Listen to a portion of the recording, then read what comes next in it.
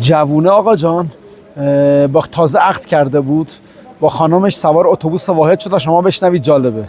سوار اتوبوس واحد شدن، به شما داخل تصویر من باشید. سلام. بله.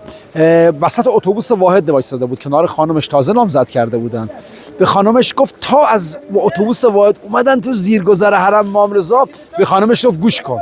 رو کرد به امام رضا، گفت امام رضا یه صلوات برات میفرستم، یه خونه بزرگ با سونا و جکوزی و همه امکانات و استخر نصیب من کن. اللهم صل علی محمد و آل محمد و عجل فرجهم. خانمش گفت عجب پررویی هستی تو، یه دونه صلوات، یه خونه 600 متری با همه امکانات. گفت دیگه من گفتم. میگفت همینو گفتم و داستان تمام شد. یادم رفت قضیه چیه. یکی از عموزاده های بابام زنگ زد به من، گفت آقا تو تازه عقد کردی؟ گفتم بله. گفت خونه خالی نمیخوای با نامزده راحت باشید؟ گفتم یعنی چی؟ گفت من میخوام یه 2 ماه برم آلمان، خونم بالاخره اینجا نمیتونم رها کنم. اگه دوست داری بیا خونه من بمون، یه پولم بهت هدیه میدم، یه 2 ماه تو خونه ما بمون، تو این طرف فلان قسمت مثلا شهر مشهد، یه قسمت بالا شهر، یه خونه 600 متری با همه امکانات.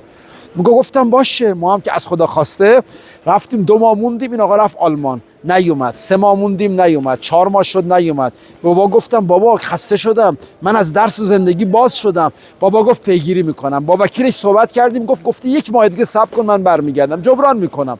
5 ماه شد نیومد، 6 ماه شد نیومد، بعد از 7 ماه تماس گرفت. گفت ببخشید شرمنده‌ام. گفتم به خدا من از زندگی باز شدم، غلط کردم بابا. گفت راستشو بخوای من یه نظری کرده بودم با امام رضا. گفتم امام رضا اگه مشکل اقامت من در آلمان حل شد، این خونه 600 متری با همه امکانات هدیه میکنم به یه جوون مؤمن. و نیت کرده بودم تا انجام نشده اینو بهت نگم. گفت من هنوز نظرم یادم نبود. آقا هستی شما هنوز؟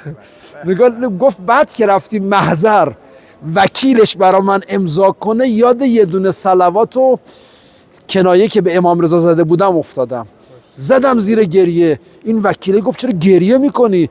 گفتم تو نمیدونی قضیه این خونه چیه. ما با یه دونه صلوات به طعنه به امام رضا گفتیم آقا یه صلوات میفرستیم یه خونه به ما بده. الان دارم نتیجه اون یه دونه صلوات رو میبینم. بله تو که یه گوشه چشمت غم عالم ببرد، حیف باشد که تو باشی و مرا غم ببرد. برنده باشید نه بازنده. اهل بیتی انشاءالله.